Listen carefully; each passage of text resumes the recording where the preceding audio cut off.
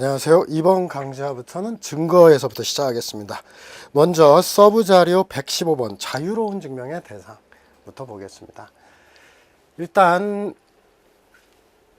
증명 방법과 관련해서는 엄격한 증명이 원칙이다. 그리고 자유로운 증명은 예외적으로 인정되는데 두 문자로 하나 기억해 놓으세요. 특소심탄 감보, 명정하여 추몰했다. 이렇게 해서 특신상태, 심신상실 미약, 탄핵 증거, 증명력 감쇄의 보조사실, 추징과 몰수, 그 다음에 명예훼손에 있어서 사실 증명, 오로지 공공의 이익을 위한다는 증명, 그 다음 정상관계 사실, 상습범, 누범 아닌 정과 사실이고, 그 다음 마지막으로 순수한 소송법적 사실인데, 이 부분은 가볍게 공소제기, 고소, 압수수색 절차, 증거능력, 임의성, 증거동의 관할의 존부 이렇게 보고 두 가지만 행위주의 법률에 의해 범죄를 구성하는지, 형법 6조 단행의 외국법규의 문제고, 군인이냐 민간이냐 이것은 소송법적 사실이 아니라 재판권의 문제로서 엄격한 증명의 대상이 된다. 이렇게 기억을 해주시고요.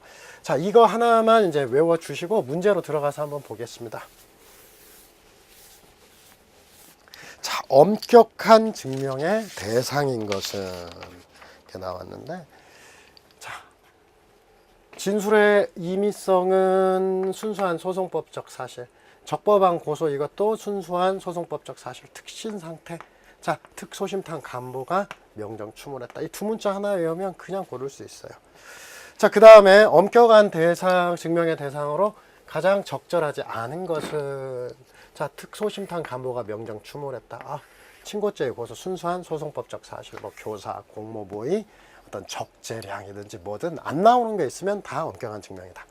그 다음 문제, 엄격한 증명의 대상에 해당하는 것을 모두 고르면, 자, 공무원의 직무에 속한다는 명목으로 수사했다는 범위, 교사, 합동범위에서 공모, 자, 곡법한 고수가 있다. 그 다음에 추몰, 진술의 임의성, 이런 것들 순수한 소송법적 사실에서 기억, 니은, 디귿이 답이겠습니다. 자, 다음 문제 가겠습니다. 엄격한 증명의 대상이 되는 것을 모두 고른 것은, 자, 불법 영득의사 특신상태는 자유로운 증명, 6조 단행의 외국법과 관련해서 행위주의 법률에 의해 범죄를 구성하는지는 엄격한 증명이고, 추몰 요거, 그 다음에 뭐 목적과 용도 위탁하고 임의소비 횡령죄, 그 목적과 위탁 사실 용도가 무엇이냐, 이것은 안 나오니까 엄격한 증명. 그래서 니은 리을을 제외하고 나머지가 답이겠죠. 그러면 기억, 디귿, 미음이 되겠습니다. 자, 다음 문제로 가겠습니다. 다음 설명 중 옳지 않은 것. 뇌물죄에 있어서 수뢰액 엄격한 증명, 공모관계 엄격한 증명, 위드마크 인자와 관련해서 엄격한 증명, 추몰, 몰수, 추징, 엄격한 증명 대상 필요 없다. 오케이. 그럼 답이 두 문자 하나면 다 툭툭 떨어집니다. 자, 다음 문제 가겠습니다. 증명에 관하여 가장 적절한 것은 공모나 모의, 공모, 공동정범, 범죄될 사실이라 할 것, 엄격한 증명. 친고죄, 고소, 자유로운 증명. 뇌물죄, 수뢰액, 엄격한 증명. 주치에서 위드마크 공식 적용, 자유로운 증명이 아니라 엄격한 증명이 되겠습니다. 자, 다음 문제 가겠습니다. 증명력에 관한 설명으로 옳지 않은 것은, 자, 탄핵 증거는 진술의 증명력을 감쇄하기 위한 것, 범죄 사실, 간접 사실을 인정하기 위한 증거 사용될 수가 없습니다. 자, 그 다음에 피고인이 변호인과 함께 출석한 공판기일의 공판조사에 검사가 제출한 증거에 대해서 동의한다. 이는 증거 동의한 것으로 봐야 되고 절대적이다. 자, 공판조서는 배타적 증명력을 가지고 있죠. 소송 절차에 대해서. 그래서 증거 동의했다라고 써 있으면 배타적 증명력이 있고 그대로 믿게 됩니다. 다음 문제, 다음 번호 가겠습니다. 자, 자백의 임의성에 대한 다툼은 검사가 임의성의 의문점을 없애는 증명을 해야 되고, 이걸 증명하지 못하면 임의성이 의심이 돼서 증거 능력이 부정이 되죠. 네 번째, 범죄 사실의 인정은 법관으로 하여금 합리적 의심을 할 여지가 없을 정도의 확신. 오케이. 증명력에는 엄격한 증거에 의해야 되고, 바로 법관은 검사의 증명이 위와 같은 확신을 이르게 하지 않을 정도에, 이르게 하는 정도에 이르지 못한 경우, 합리적 의심이 발생하면 피고인의 이익 무죄를 선고하는 게 맞겠죠. 자, 그 다음 자유심증주의로 가겠습니다. 자유심증주의에 관한 설명으로 옳지 않은 것. 그래서 증거의 증명력, 자유판단. 자유심증주의는 실체에 적합하기다. 어떤 자의적인 판단이 아니죠. 자유심증주의라도 증거의 증명력을 제한하는 법칙은 없다는 것이지 합리적 의심이 없는 정도라고 한다면 유죄 판결을 할 수 없고요. 자, 그 다음에 형사재판에 있어 유죄로 인정하기 위한 심증은 합리적 의심을 할 여지가 없을 정도. 여기서 합리적 의심이란 요증사실과 양립할 수 없는 사실의 개연성에 대한 합리적 의문. 오케이, 양립할 수 없는. 세 번째, 형사사건에 있어서 관련된 다른 형사 확정 판결이 인정된 사실은 유력한 증거가 된다. 당연히 형사재판에서 제출된 다른 증거의 내용에 비추어 관련 형사사건 확정 판결을 그대로 채택하기 어렵다고 인정되는 경우 이외에는 이렇게 되죠. 이외에는 이를 배척할 수 없다. 변시 문제이지만 좀 말장난이 좀 있었고요. 자, 그 다음에 사실심 법원 1심과 2심이죠. 주장과 증거에 대해서 신중하고도 충실히 심리를 해야 되고 그에 이르지 못하여 필요한 심리를 다하지 못하는 등으로 판결 결과에 영향을 미치는 사실 인정을 사실심 법원의 정권으로 인정한 전제가 축적되지 아니하므로 상고심 심판 대상이 된다. 자, 이것은 판결에 영향을 미친 법령 위반 10년 이상의 형이 선고된 경우에서 사실오인과 양형부당. 이게 이제 상대적 상고 이유죠. 그래서 상대적 상고 이유와 관련해서 바로 판결에 영향을 미친 사실오인, 사실오인도 상고 이유다. 이런 지문입니다. 5번 호흡 측정기에 의한 음주 측정, 혈액 검사에 의한 음주 측정 다른 경우에는 혈액 검사에 의한 음주 측정치가 더 근접한 음주 측정치라고 보는 게 경험칙에 부합한다는 게 판례의 태도입니다. 다음 문제 가겠습니다. 음주운전과 관련한 설명 중 판례 태도가 아닌 것은, 자, 특별한 이유도 없이 호흡 측정에 불응하는 사람에 대해서 혈액 채취의 측정 방법을 고지할 의무가 있다고 할 수 없대요. 그래서 호흡 측정 거부하면 곧바로 음주 측정 거부죄가 성립하는 거고, 혈액 측정 방법이 있으니까 혈액 측정 해봐라 이 얘기 하지 않았어도 음주 측정 거부죄가 성립한다. 니은 혈액 채취 또는 검사 과정에서 인위적인 조작이나 관계자의 잘못이 개입되는 등 혈액 채취에 의한 검사 결과를 믿지 못할 특별한 사정이 없는 한 혈액 검사가 호흡 측정보다 더 근접한 음주 측정치 경험칙에 부합하고, 지금 운전 시점과 혈콜 알코올 농도 측정 시점 사이 시간적 간격이 있고 그때가 상승기 30분 이내죠. 바로 상승기로 나오는 거 앞에서 정리했어요. 그러한 사정만으로 무조건 실제 운전 시점에 혈중 알코올 농도가 처벌 기준치를 초과한다는 점에 증명이 불가능하다고는 볼 수 없다. 즉 상승기의 측정치로도 항상은 아니고 치로도 음주 입증이 가능하다는 게 판례입니다. 당연한 얘기죠. 자, 그 다음 역추산 방식 위드마크 공식이죠. 운전 시점에 알코올 분해량을 가산함에 있어 0.008이 가장 유리하죠. 가장 유리한 수치, 이걸 꼭 안 외워도 가장 유리한 수치. 그래서 이 유리한 수치를 적용을 해서 산출한 결과는 당연히 증명력이 높아야 되죠. 말 자체로도 증명력이 높다. 그래서 틀렸고. 자, 그 다음 피고인이 경찰관으로부터 음주 측정을 위해 경찰서에 동행할 것을 요구받고 자발적인 의사의 순찰차에 탑승, 경찰서로 이동하던 중 하차를 요구한 바 있으나 그 직후 수사 과정에 설명을 듣고 빨리 가자고 요구. 이런 임의동행은 적법하고 증거 능력도 있다. 이게 임의동행, 우리가 앞서서도 봤는데 임의동행에서 적법하다고 본 거의 유일한 사례는 아니고요. 거의 적법하다고 본 사례 매우 희박한데요. 이 사안은 어떤 사안이냐면, 자, 이제 음주와 관련한 음주 측정 장비를 안 가지고 갔는데 일단은 시비가 붙으니까 경찰서로 동행을 합니다. 그리고 동행을 하는데 뭐 본인이 경찰서 가자, 내 경찰서 가서 하겠다, 자진해서 경찰서로 동행하는데 본인이 도중에 갑자기 차 세워 이렇게 하고 내립니다. 그런데 이게 서울 시내 도시 한복판에 있었던 게 아니라 외곽 지역에서. 그러니까 쭉 갔는데 지금 밤인데, 칠흑과 같은 밤인데 주변에 인가도 없어요. 얼마나 무서워요. 야, 자세요! 하고 탁 내렸다가 아무것도 없으니까 이 사람이 갑자기 문 열고, 아, 저기 근데 뭐 경찰서 가면 어떡해요? 그러니까, 아, 경찰서 가면 이렇게 움직여간다. 그러니까 하더니 갑자기 문을 탁 닫으면, 야, 가자! 한 거예요. 야, 가자 사안입니다. 야, 가자. 그래서 임의동행이 적법하기 위해서는 동행거부권을 고지했거나 자유로운 이탈 퇴거권을 보장하는 데 오로지 피의자의 자발적 의사에 의한 동행이 이루어졌으니 객관적 사정이 명백히 입증돼야 된다 했는데, 본인이 야, 가자 이렇게 했기 때문에 자유로운 이탈 퇴거권도 보장했고 자진해서 갔다 해서 임의동행이 적법하고 연이은 음주 측정도 적법하다고 본 사례입니다. 자, 비읍. 운전자의 신체 이상 등의 사유로 호흡 측정 기한 측정이 불가능 내지 곤란한 사안에서 처음부터 호흡 측정 기한 측정의 방법을 불신하면서 혈액 채취에 의한 측정을 요구하는 등에는 호흡 측정의 절차를 생략하고 바로 혈액 채취로 나가야 할 것이고, 그렇다고 이런 경우 호흡 측정에 의한 측정, 불응을 음주 측정으로 볼 수 없다. 이게 천식 환자 사안입니다.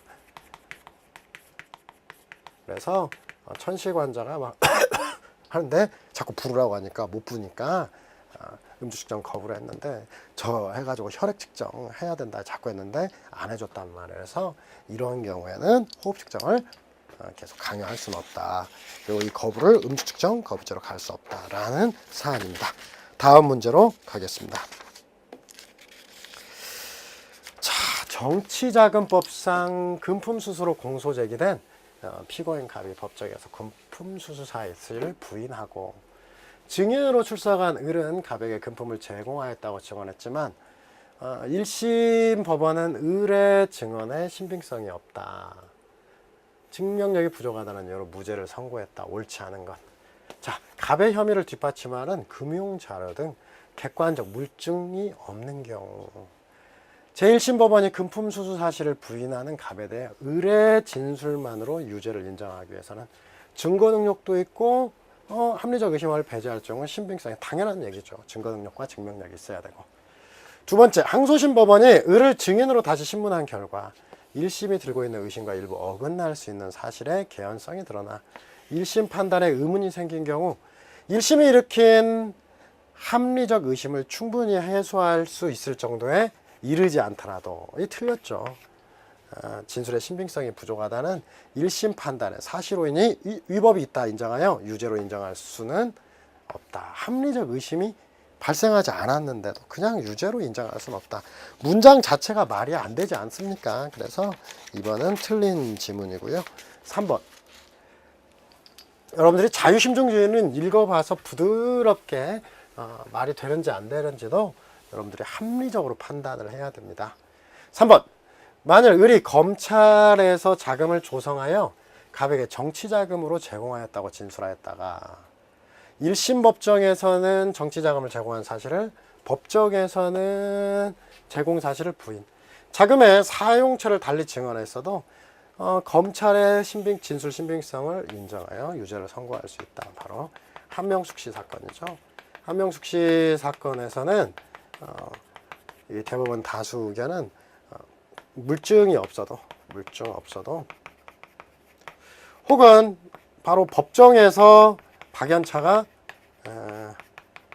저는 돈 준 사실이 없다, 그리고 반대 신문하는 한명숙을 향해서 사과를 했죠. 죄송합니다. 제가 참 죄송합니다. 이렇게 부인을 했어도 이제 검찰 자백만으로 유죄를 인정할 수 있다. 특히 검찰에서 이게 이제 계속 논란이 되는 것은 뭐 돈을 받았는지 안 받았는지는 모르겠습니다만 소송법적으로 문제가 되는 것은 검찰에서 아마 103회인가 이 정도 했어요. 110회 정도 했는데 조서가 3번 나왔어요. 3번만 작성이 됐다. 박연차에 대한 조서가. 그리고 이제 영상 녹화물도 있었는데 검찰 주사께서 박연차에 대해 진술을 들으면서 우리 검사님 무서우신 분입니다. 뜻하시면 뜻하신 대로 다 합니다. 뭐 이런 내용도 들어가 있어요. 신문 과정에. 근데도 검찰 자백의 신빙성을 인정해서 유죄를 판단한 수 있다라는 게 전원합의체 다수 의견입니다. 4번 의리 증인신문에 앞서 법원의 갑뿐 아니라 변호인까지 차폐시설의 설치를 요구한다면 그러한 방식으로 증인신문이 이루어지는 경우 반대신문이 제한될 수 있다. 특별한 사정이 있는 경우 말만 이래요. 예외적으로 변호인에 대한 차폐시설을 허용할 수 있다. 바로 비디오 등 중계장치나 차폐시설을 이용한 신문과 관련해서 피고인하고만 대면을 금지하고 변호인이나 방청석 이런 사람들하고 대면을 한 다음에 진술할 수 있느냐. 뭐 피고인에게 안 데끼고 할 수는 없잖아요. 실질적으로 차폐시설 이렇게 해가지고 발을 쳐가지고 이 안에 쏙 들어가면은 다 막아질 수밖에 없어요. 피고인만 가린다는 건 말이 안 되는데 판례의 표현은 이렇게 아주 실제로 이만큼만 나와 있는데 매우 엄격한 요건 하에서만 피고인뿐 아니라 변호인, 검사, 방청석 등과도 대면하지 않고 차폐하고 할 수 있다. 이렇게 얘기는 해놨고 실제는 차폐하면 다 차폐하죠. 5번째, 항소심 법원이 공개금지 사유가 없음에도 비공개로 증인신문 절차 플러스 비공개로 증인신문 공개금지 없음 혹은 공개금지가 위법하거나 뭐 공개금지 이유를 게시하지 않은 경우에도 마찬가지로 증거 능력은 인정되지 않는다. 설령 변호인이 충분한 반대신문을 하였다 하더라도 마찬가지다라는 게 판례였죠. 자, 다음 자유심증주의에 관해서 이제 맞는 것과 틀린 것을 골라라. 자, 용의자 인상착의 등에 대한 범인식별 절차. 용의자가 다수인 중에서 지목하는 거죠. 단독으로 목격자와 대질 한 장만 제시하는 거 신빙성이 낮다. 그래서 일단은 우리가 이건 좀 정리를 해야 되죠. 일단은 처음에 목격자의 어떤 진술을 서면화하고 조서에 쓰거나 뭐 몽타주 작성해도 좋고 그 다음에 유사한 인상의 용의자를 다수를 제시하고 이 과정에서 사전 접촉은 안 된다. 누구를 골라서 사전 접촉은 안 되고 그 다음에 마지막으로 어떤 지목을 하는데 이 지목을 할 때 지목 과정을 또 서면한다. 서면이라고 하면 꼭 서류만 하지 말고 이게 뭐 영상 녹화 등 영상 녹화 즉 촬영 등을 해놓는 거 이런 식으로 가고 이게 기본적으로 신빙성을 높게 하는 거고 특단의 사정이 없는 한 1대1 되면은 금지되는 게 원칙인데 예외가 있죠. 바로 현행범 상황이죠. 현행범 상황에서는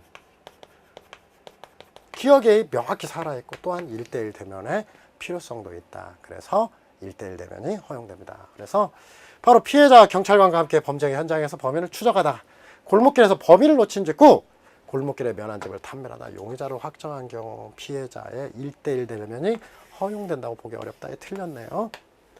자, 디귿 처분문서의 경우 배척하는 합리적 이유를 설치해야 된다. 틀렸습니다. 우리는 민사소송법 공부를 안 하니까 이 처분문서라고 하는 것은 계약서 같은 거거든요. 계약서가 작성되면은 우리가 통상 한 80% 이상은 신빙성이 있다고 봐요.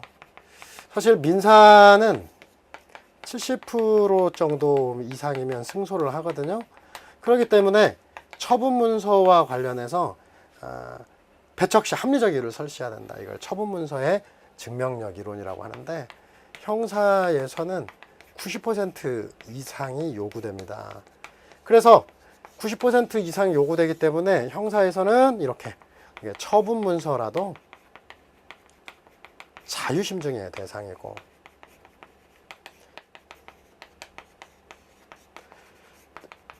어떤 배척 시 합리적 이유를 설치할 필요가 없고 합리적 이유를 설치해야 되느냐. 민사는 그렇거든요. 이렇게 합리적 이유를 설치해야 된다라고 하는 것을 민사에서는 처분문서의 증명력 이론이라고 하는데 바로 처분문서의 증명력 이론이라고 하는 것은 인정 여지가 없다는 게 우리 판례입니다. 그래서 이것까지 함께 정리해 두시기 바랍니다. 자, 리얼 동일한 사실관계 이미 확정된 형사 판결 90% 이상 유력한 증거 자료가 된다. 그 형사 판단의 사실 판단을 채용하기 어렵다고 인정되는 특별한 사정이 없는 한, 다른 형사 90%짜리니까 다른 형사에서도 특단의 사정이 없는 한 그대로 받아들이게 되죠. 미음. 피고인 아닌 사람이 공판길에 선서를 하고 증언을 하면서 수사기관에 한 진술과 다른 진술을 한 경우, 공개된 법정에서 교호신문을 거치고 위정죄의 부담을 지면서 이루어진, 공개된 법정에서 이루어진 자유로운 진술의 신빙성을 부정하고 수사기관의 한 진술을 증거로 삼으려면 뒷받침할 객관적 자료가 있어야 하고, 틀렸다. 이게 한명숙씨 사건입니다. 한명숙씨 사건에서 객관적 자료가 없어도 수사상 진술만으로 유죄 판결이 가능하다 얘기했죠. 이때 단순히 추상적 신빙성 판단에 그쳐서는 안 되고, 진술을 달라진다거나 특별할 만한 뚜렷한 사유가 나타나지 않으면 위정죄의 부담을 지면서 한 자유로운 진술에 더 무게를 두어야 함이 원칙이다. 틀렸다. 그래서 이게 꼭 맞는 지분 같은데 이게 반대 의견의 입장입니다. 그다음 비읍. 피고인이 평소 투약량의 20배 1g의 메스암페타민을 한꺼번에 물에 타서 마시면서 투약했다. 쉽게 믿기 어렵고, 그 다음에 그렇게 투약하였다면 생명이나 건강에 위험 발생 가능성 신빙하기 어렵다. 아니 0.5g을 먹고도 산 사람을 보기 어려워요. 치사량인데 1g을 한 번에 먹었다. 살아있다는 게 기적이라는 거죠. 이 말도 안 되는 소리다. 그래서 신빙하기 어렵다. 이렇게 본 사안입니다. 위법 수집 증거에 대한 설명 중 적절하지 않은 것은, 수사기관이 압수영장 또는 감정처분 허가장을 받지 않은 채 피의자의 동의 없이 신체로부터 혈액을 채취, 사후에 영장을 발부받지 않았다. 바로 유죄 증거로 쓸 수 없다. 강제체혈이죠.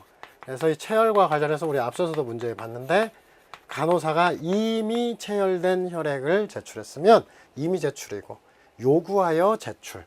그래서 이런 경우에는 강제체혈로 사전에 압수영장, 체혈 후 압수영장 혹은 감정처분 허가장 방식에 의한다고 했습니다. 선거관리위원회 위원 직원이 진술이 녹음된다는 사실을 미리 알려주지 않았다. 이것은 위수중 처리를 했죠. 전문법칙 위반을 넘어서 사생활의 비밀과 자유를 침해했다. 그래서 위수중 처리를 했습니다. 증거 능력이 부정되고요.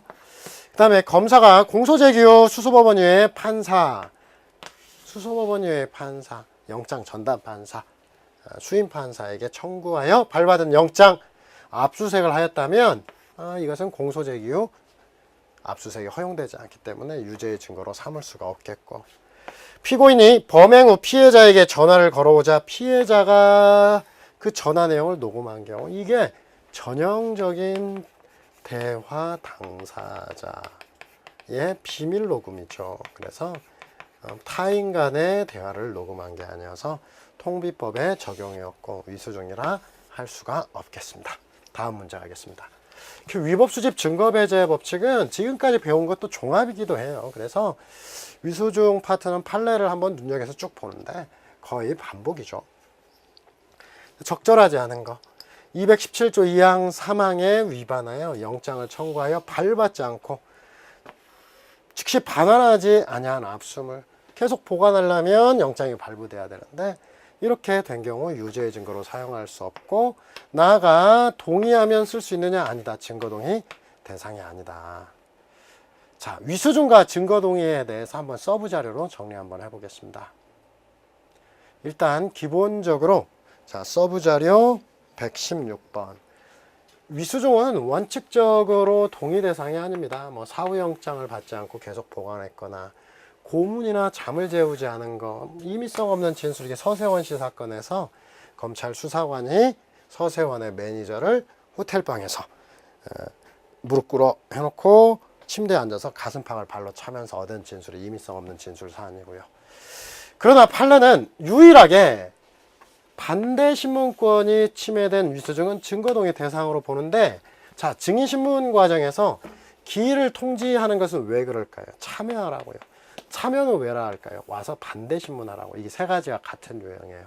반대 신문권을 침해한 위수중, 이런 것들. 그 다음에 피고인에게 유리한 증언을 한 증인의 진술을 번복시켜 공공직 반땅이라고 안 했어요.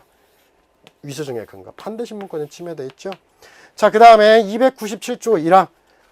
어느 재정인의 면전에서 진술할 수 없을 때 그를 퇴정하게 하고, 피고인을 퇴정하게 한 다음에 재입정한 다음에 증인신문사항을 고지하라 했는데, 이것은 반대신문을 하도록 한 거. 그래서 고지하지 않았다면 반대신문권 침해로 위수중일 여지가 있으나 변경할 점과 이의할 점이 없다 하면 하자가 치유된다. 이것도 묵시적 증거동의로 해석을 해도 괜찮은데요. 바로 우리 판례는 증거동의라고 하는 것은 반대신문권 포기제도다 이렇게 생각을 해서,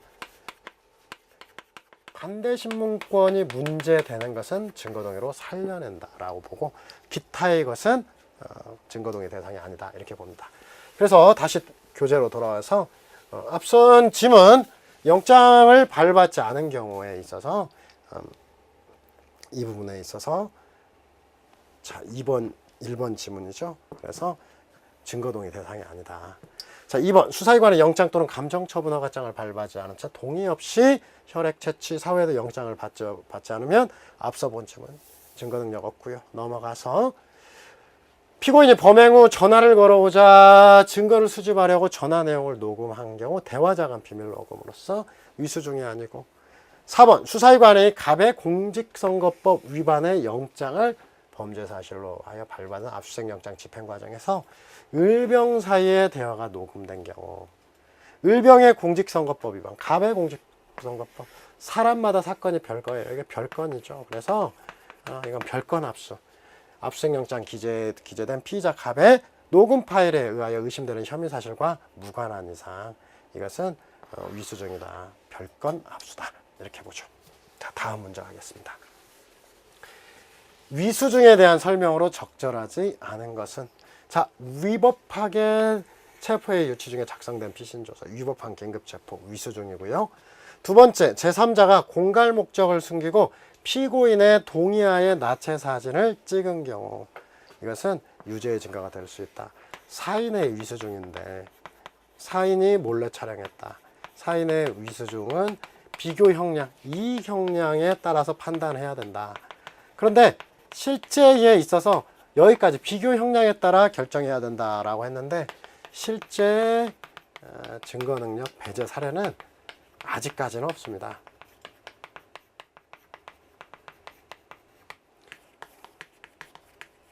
여기까지 알아두세요. 세 번째, 통비법 위반하여 수집한 비밀녹음은 재판에서 증거 사용뿐 아니라 징계 절차에서도 증거로 사용하지 못한다는 게 통비법 4조에 명시되어 있고요. 자, 피고인이 범행 후 피해자에게 전화를 걸어오자 증거를 수집하려고 전화 내용을 녹음했다. 이것은 위수중이라고 할 수 있느냐? 아예 대화자간 비밀녹음이라고 했잖아요. 그래서 증거로 사용할 수 있다가 답이죠. 자, 다음 문제 하겠습니다. 위수중 옳지 않은 거. 비진술 증거인 증거물. 이거 아주 오래됐죠. 2007년 11월 15일 이 제주지사실 압수수색 사건에서 성질 형상 불변론 폐기를 했고, 물건에도 증거 능력이 위수중이 적용된다 이렇게 봤고요. 2번, 아직 피의자의 지위에 있지 않은 사람에게 진술거부권 고지되지 않았다.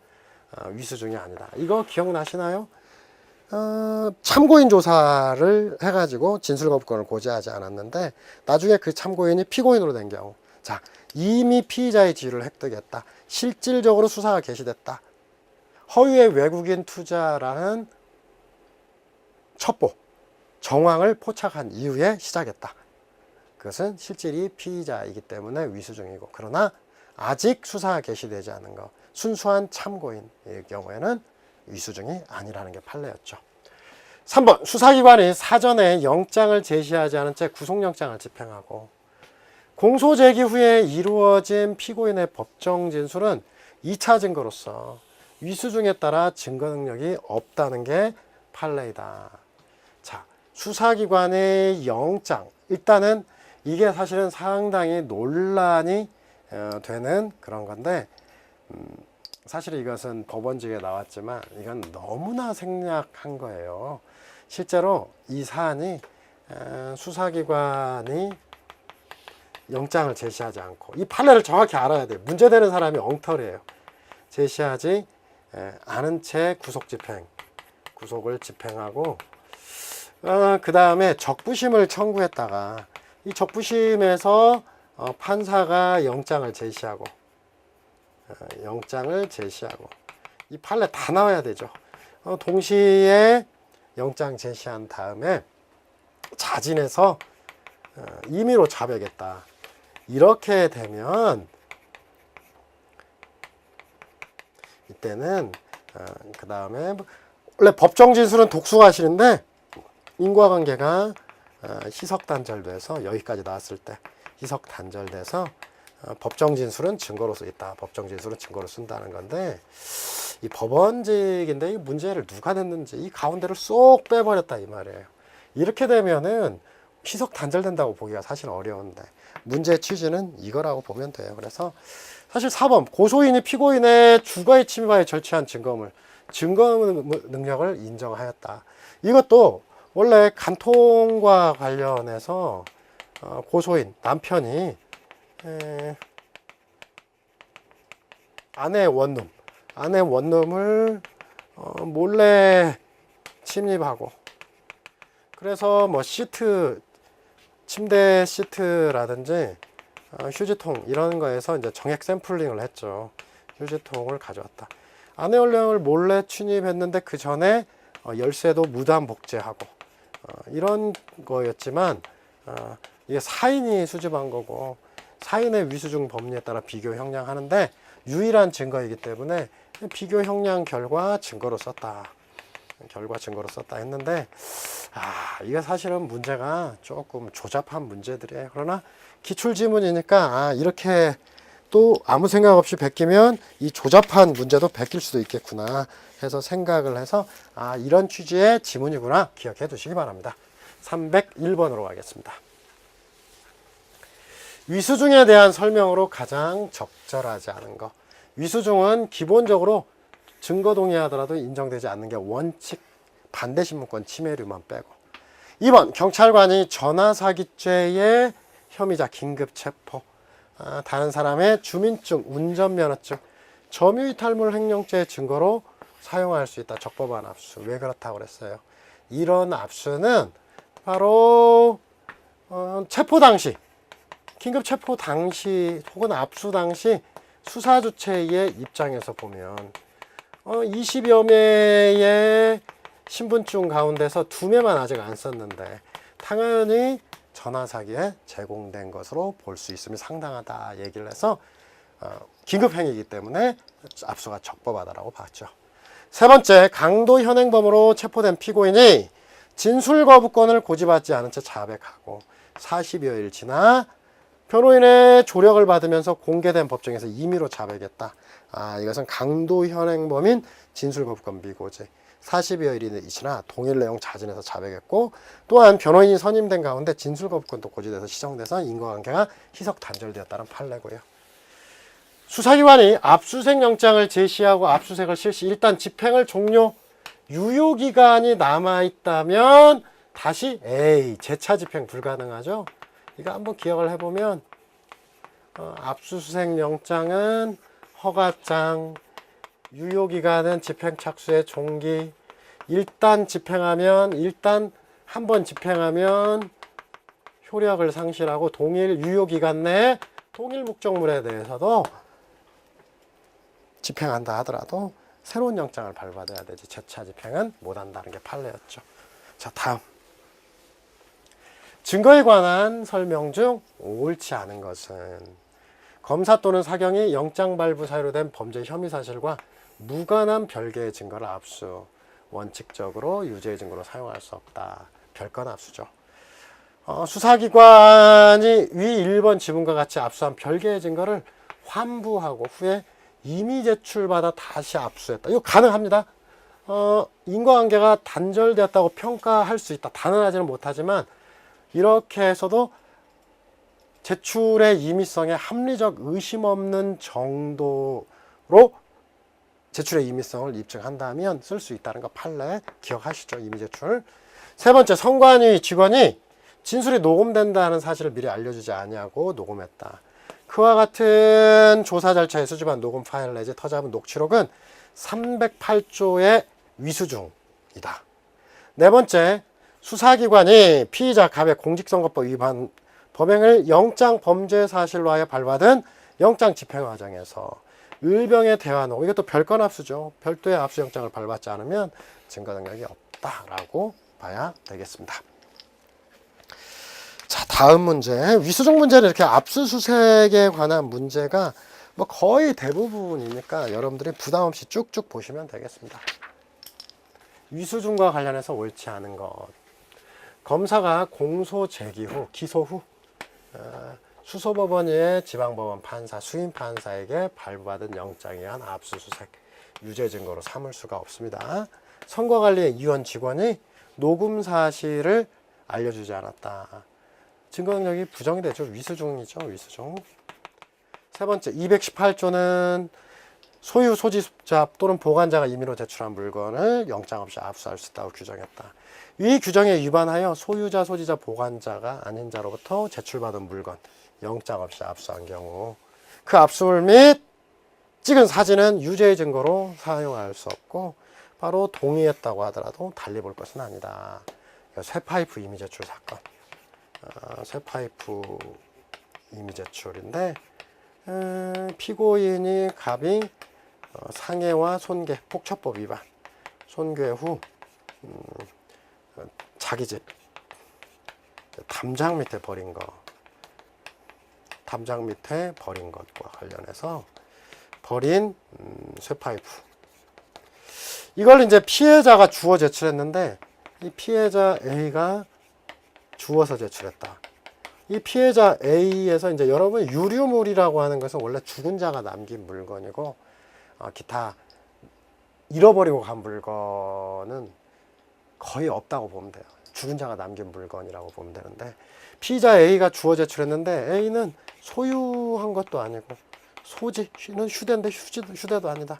보관했냐 계속 관리했냐 이것도 아니다. 그래서 영장주의 예외니까 엄격히 해석을 해야 될 거고 소유자, 소지자, 보관자가 아니기 때문에 임의제출물 압수의 요건을 갖추지 못하고 위수중으로 처리했고 이런 위수중은 증거동의 대상도 안 된다는 판례입니다. 네 번째, 경찰관이 이른바 전환사기죄 범행의 혐의자를 긴급체포 보관하고 있던 다른 사람의 주민증 운전면허증 압수, 적법한 압수, 이 혐의 닮을 횡령죄의 증거로 쓸 수가 있습니다. 그 다음 문제. 지겹죠? 최근 문제 계속 나왔는데 거의 다 반복이에요. 위수중은 자주 나오는데 나오는 게 뻔하다는 거예요. 선거관리위원 직원이 진술 녹음된다는 사실을 미리 알려준지 않채 녹음 308조 위수중 증거로 쓸 수 없고. 자, 위법한 강제 연행 상태 2개 있었는데 호흡 측정을 하고 강제 연행으로부터 시간적 단절으로 장소적으로 단절되었다고 볼 수 없는 사정에서 호흡 측정 결과 탄핵하기 위해서 스스로 혈액 추치.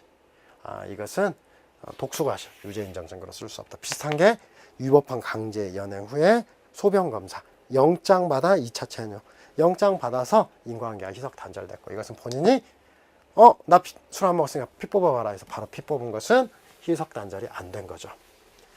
자, 3번 현장에서 압수수색을 당하는 사람이 여러 명이면은 개별적으로 제시해야 되고, 네 번째 수사기관이 갑으로부터 을의 마약류 관리에 관한 범행에 대한 진술을 듣고 추가적인 증거를 확보할 목적으로 구속 수감 중인 갑에게 휴대전화를 제공했다.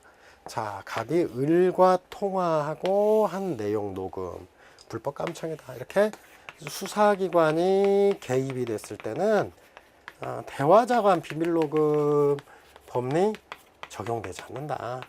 이것은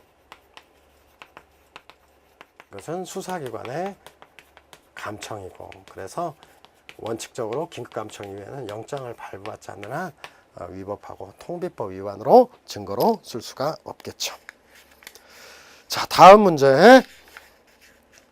위수중에 대한 설명으로 옳고 그른 것을 제대로 표시한 것에서 수사기관으로부터 통신 제한 조치를 위탁받은 통신기관이 카카오톡인가 집행에 필요한 설비가 없을 때는 수사기관에게 설비 제공을 요청, 그러한 요청 없이 기재된 사항을 준수하지 아니한 채 통신 제한 조치를 집행했다. 유죄 증거로 쓸 수 있느냐? 아니다. 카카오톡 서버 압수수색 사건은 두 가지. 일단 감청 허가서, 감청 대상이 아니다. 이미 수신이 완료된 전자기록들을 채록했기 때문에 안 되고, 두 번째 바로 수사기관이 감청 설비도 제공하지 않았다. 그래서 위수중 처리를 하였죠. 자, 니은 선거관리위원회 직원이 진술 녹음된다. 위수중입니다. 그대로 위수중. 자, 그 다음 범죄 피해자인 검사가 수사에 관여, 압수수색 참여. 임의성이 없다고 볼 수는 없다. 위법하다거나 임의성이 없다고 볼 수 없다. 임의성 있다. 증거 능력 있다. 이거 맞는 거죠. 그 다음 리을 수사기관의 피의자를 신문함에 있어 미리 진술 거부권을 고지하지 않은 때 위법하게 수집된 증거, 임의성 인정 여부를 봐야 돼요. 불문한다. 증거 능력이 부인된다. 이것도 맞는 것이 되겠네요. 자, 이렇게 해서 처리하고요. 자, 그 다음 문제에서 이제 위수중과 관련해서 적절하지 않은 것은, 갑은 공직선거법 위반 범행을 영장사실로 해서 받은 것. 을병의 공직선거법 증거로 쓸 수 없는 사안이죠. 별건이기 때문에. 2번 범행 현장에서 지문 채취 대상물의 지문 채취가 먼저, 수사기관이 그 이후에 압수했다면 압수한 지문 채취 대상물로부터 획득한 2차 증거에 해당하지 않아서 위수증이 아니다. 자, 이 사안은 112 신고를 받고 감식반 경찰관들이 그 컵, 병, 잿더리 등에서 지문을 채취했죠. 이것을 뭘로 봤냐면, 이것은 신고를 하고 와가지고 했기 때문에 이 부분에 대해서는 승낙검증으로 봐버린 거예요. 근데 그 이후에 이제 컵, 병 등을 위법하게 압수한 거예요. 범죄 현장인데 사후영장을 안 받았어요. 그러면 원래 이렇게 압수 후에 지문 채취면은 2차 증거인데, 그게 아니라 이건 위수중 맞는데 그 이전에 채취를 했기 때문에 이 부분에 있어서는 증거 능력이 인정된다. 2차 증거가 아니고. 세 번째, 수사기관이 압수영장 감정처분 허가장을 발부받지 않은 채 동의 없이 체열을 했다. 사후에 영장도 발부받지 않았다. 그러면 위수중이다. 강제 체열인가 보죠. 자, 그 다음에 음란물 유포 혐의 이유로 압수수색 영장을 발부받은 사법경찰관이 피고인의 주거지를 수색하는 과정에서 대마를 발견하자. 자, 음란물 유포로 갔어요. 대마는 별건입니다. 그러자 마약류 관리에 관한 법률 위반죄로 현행범 체포하면서 대마를 압수. 범죄 현장에서 압수로서, 체포 현장에서 압수로서 괜찮아요. 근데 사후영장을 발부받지 않았다. 위수중이고 증거 동의하더라도 증거 능력이 없다는 게 판례입니다. 자, 다음 문제. 다음에 증거 능력에 관한 설명으로 타당하지 않은 것은, 자, 수사기관의 진술 거부권의 고지 대상이 되는 피의자의 지위는 혐의를 인정해 수사를 개시하는 행위를 한 때, 그래서 순수한 참고인 피의자의 주의에 있지 않은 자에 대해서는 진술 거부권이 고지되지 않아서 증거 능력을 부인할 게 아니다. 두 번째, 자, 국가보안법 위반죄로 구속영장을 발부받아 피의자 신문도 하고 구속에서 공소 제기한 다음에 공범들과의 활동을 신문을 하면서 진술조서 형식에도 이것은 실질이 피신조서와 같기 때문에 진술의 임의성이 인정되는 경우라도 진술거부권 고지하지 않으면 위수중 처리해야 될 거고요. 그다음 세 번째, 바로 외국인 투자 촉진법에 의한 신고. 허위의 서류를 제출한 직접 당사자이고 피고인 의뢰를 대행해준 사람인데, 자, 이게 키워드죠. 사전조사를 거쳐 허위의 외국인 투자라는 정황을 포착하는, 이건 혐의가 인정이 되고 피의자의 지위를 취득을 했다. 그런데 참고인으로 소환 조사를 했다라고 하면은 입건하지 않고 했다 하더라도 위수중으로 처리한다. 이건 실질이 수사이다. 네 번째, 수사기관에 피의자를 신문함에 있어 미리 진술거부권을 고지하지 않은 때에는 위법 수집 증거, 항상 임의성이 인정되더라도 인정되지 않느냐 되느냐 불문하고 위수중 증거 능력이 부인돼야 되고. 5번, 강도 현행 범인으로 체포된 피고인에게 진술거부권 고지하지 않은 채 자백을 받았는데, 이게 기초 판례죠. 바로 이를 기초로 여죄에 대한 진술과 증거물을 확보한 다음 40여일 후가 지나 충분한 조력, 공개된 법정에서 임의로 자백. 이것은 또한 피해자 역시 이것은 이제 그 독립한 오염원이에요. 차발적으로 출석하여 위중해벌을 경고받았다. 이것은 예외적으로 증거 능력 있는 사례라고 할 수가 있겠습니다. 이렇게 해서 이제 위수중에 대한 문제까지 쭉 살펴봤고요. 그 다음 여기다가 이제 자백배제까지. 자백배제는 최근에 2015년 변시 문제가 바탕이 돼서 출제가 되니까 자백배제 문제까지 한번 쭉 정리를 한번 해보겠습니다. 다음 문제로 가겠습니다. 자백의 임의성, 그냥 지문으로 딱 정리하세요. 잠을 재우지 아니한 상태에서 임의로 진술된 것이 아닌 경우 증거 능력이 없는 거고요. 임의성 없는 자백 탄핵 증거로 쓸 수 없습니다.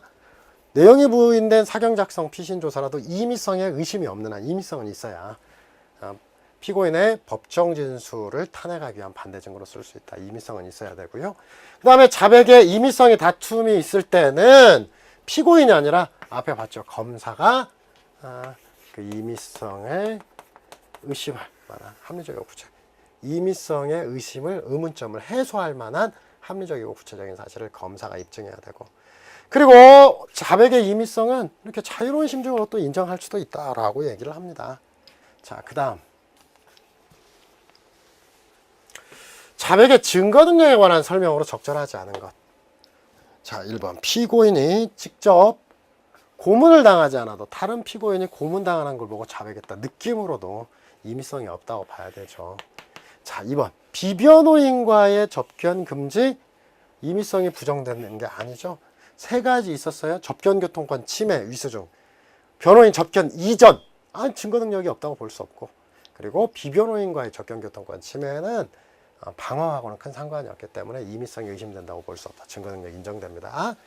세 번째, 구속영장에 의함 없이 경찰의 연행, 불법 구금이죠. 강압 수사를 받아 15일간 불법 구금, 증거 능력이 부정돼야 되겠고. 네 번째, 검찰 주사가, 주어가 검찰 주사예요. 이거 기망입니다. 피의 사실을 자백하면 가볍게 처리하고 보고함을 청구하지 않겠다 라고 자백을 유도한 경우는 기망에 의한 자백으로 증거 능력이 부정됩니다. 이게 이제 바로 그 다음 넘어가서 뒤에 가서 다시 보겠습니다. 적절하지 않은 것, 임의성 없는 자백, 증거동의 대상 아닙니다. 서세원 씨 사건. 자, 자백의 임의성은 이렇게 여러 가지 사정, 자유로운 심증으로 판단할 수 있고요. 그리고 임의성 없는 자백, 탄핵 증거 못 씁니다.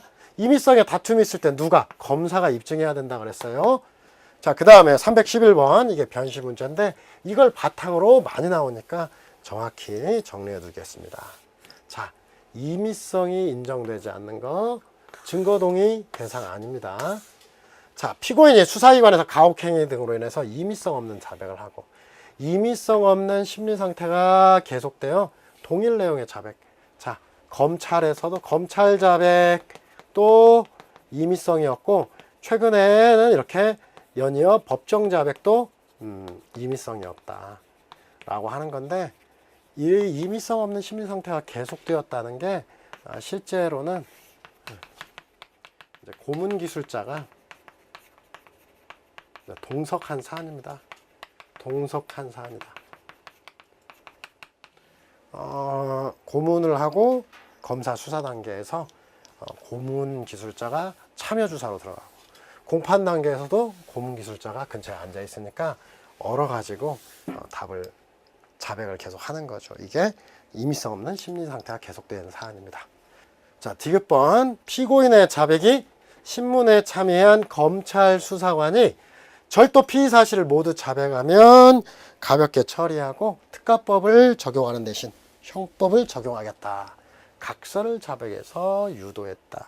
이것은 기망이다 라고 하는데, 이건 판례 두 개를 합힌 거죠. 먼저 이 검찰 주사가 보호감호 청구하지 않겠다, 청구를 하지 않겠다 약속한 것, 이렇게 검찰 주사가 약속을 했으면 보호감호 청구의 권한이 없잖아요. 이것은 기망에 의한 자백으로서 임의성이 없다, 이렇게 보는 거고, 이에 대해서 검사가 특가법을 적용 않고, 원래는 이제 뇌물 사안이죠, 적용 않고 형법을 적용 약속하겠다, 이렇게 하면은 이것은 약속에 의한 자백으로 보고, 이 약속은 부당한 이익과 교환되어서 이제 임의성이 없다, 이렇게 했는데, 우리 판례가 검찰 주사가 요런 약속을 해서 임의성이 없다는데 주어예요. 검사는 이 권한이 있으니까 약속으로 보고, 권한이 있어서, 검찰 주사는 권한이 없으니까 법적 권한은 없죠. 그래서 기망으로 본 겁니다. 자, 그 다음 리을, 증거가 발견되면 자백하겠다는 약속. 증거가 발견되면 자백하겠다는 약속은 이렇게 이익과 교환된 것으로 인정되지 않아서 임의성 없는 자백이라 단정할 수 없다. 이 박상은 양 살해 사건이죠. 그래서 증거가 발견되면 자백하겠다는 약속, 이렇게 약속은 부당한 이익과 교환된 것인지로 판단을 하게 됩니다. 자, 그 다음에 변호인의 접견이 부당하게 제한, 이것은 증거 능력이 없습니다. 실제로는 위수중 처리를 하는 거죠. 그래서 증거 능력이 없다가 맞는 거고요.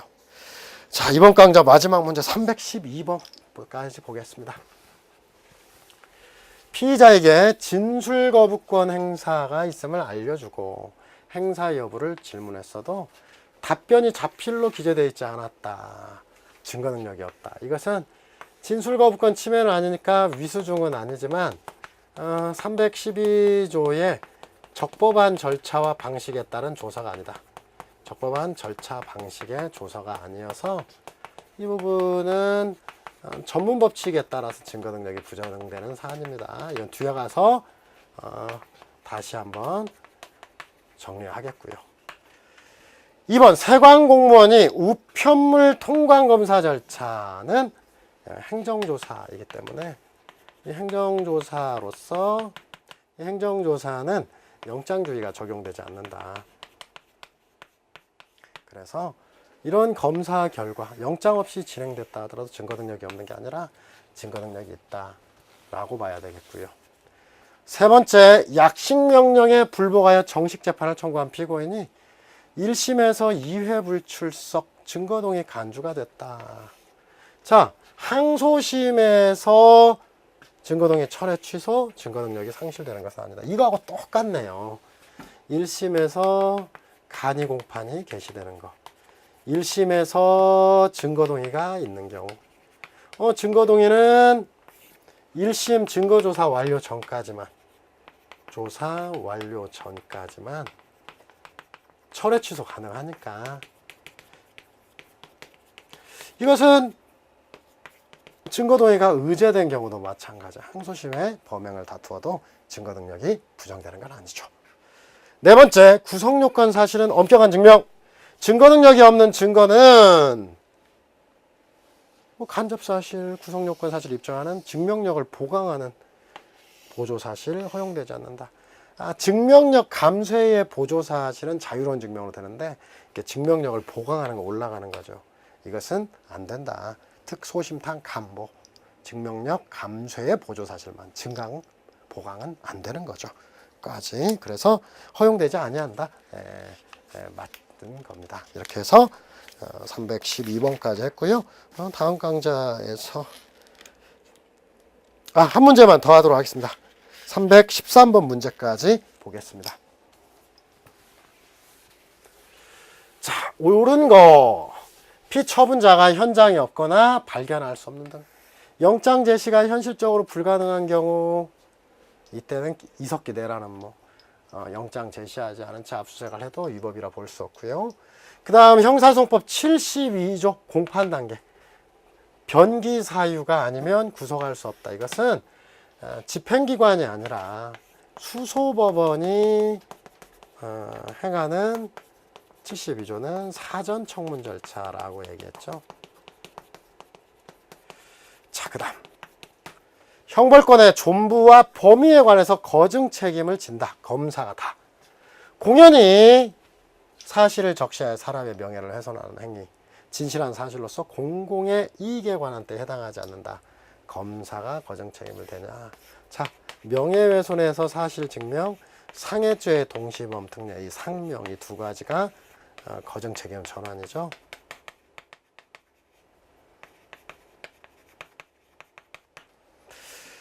자, 네 번째, 피고인이 된 피의자가 자신에 대한 검사 작성 피신조서 실질적 진정 성립 부인 시 검사는 영상 녹화물 조사관 조사 과정에 참여한 통역인의 증언으로 실질적 진정 성립 증명할 수 있느냐. 영상 녹화물은 맞는데 나머지 조사자, 조사에 참여한 자의 증언으로는 할 수 없다는 게 판례의 입장입니다. 이렇게 해서 313번까지 해서 위수중, 자백배제, 기타 문제까지 마무리하도록 하겠습니다. 감사합니다.